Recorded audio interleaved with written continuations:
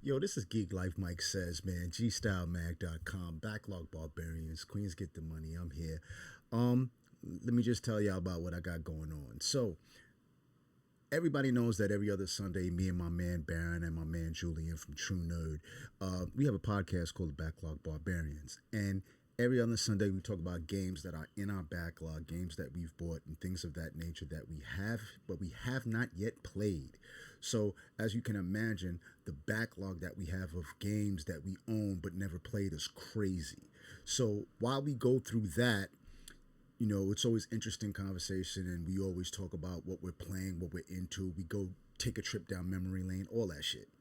So for me personally, I've been challenging myself, and this challenge has basically been about playing all of the games from 2024 Game of the Year nominees. Now, a lot of the games that are in that nominee category are not games that I necessarily would play, but I said for the hell of the backlog barbarians and being a gamer and doing all the things that gamers do, I said fuck it, I'm gonna play all of these games. Now, as you can see behind me here, these are the games that are in the 2024 Game of the Year nominee category.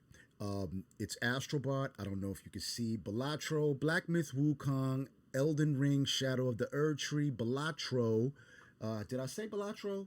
Oh, Final Fantasy VII Rebirth, and Metaphor Refantasio. So, as of right now, I have finished Astrobot, which won the Game of the Year, and rightfully so. At least as of right now, rightfully so, it was the Game of the Year. Balatro is not a game that you can really finish, but it is a game that is highly addictive. It's super fun. It's fucking incredible. You can play it on Steam. I've played it mostly on mobile, but you can play it on your PC or your Steam Deck or whatever portable you have, whatever console you have. Elden Ring. Elden Ring was my first foray into the Souls genre, and it's an incredible game. And then I said, you know what? I'm not particularly a completionist, but I said for the hell of, Elden Ring being my first Souls game, I said I'm going to go ahead and go all the way in with this, as well as with Shadow of the Erd Tree. So I went all in with that. Finished that game. I didn't 100% it. I'm not a 100%er platinum guy. I just wanted to complete the game. Probably one of the best games I've ever played, Elden Ring. Final Fantasy VII Rebirth. I just recently finished that. It is what, October 19th? I just finished that a couple of days ago. I hated that game. It wasn't as good as Final Fantasy VII Remake. Final Fantasy VII Remake was a lot of fun. Rebirth, Rebirth fucking sucked, man. Let me just say that.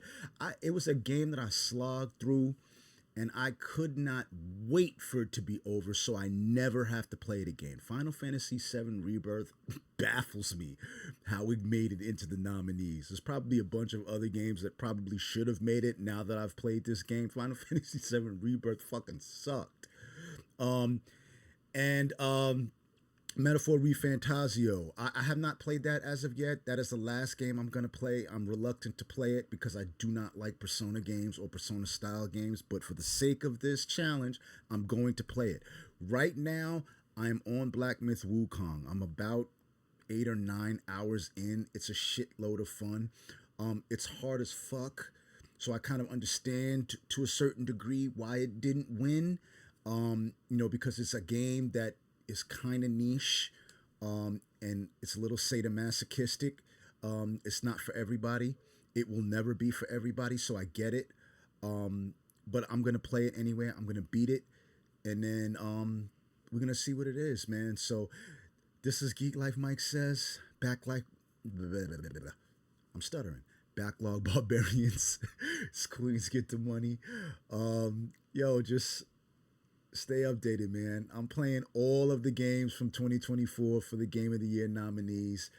I'll keep you posted once I beat all of them and then just give you like the full breakdown. All right? Peace.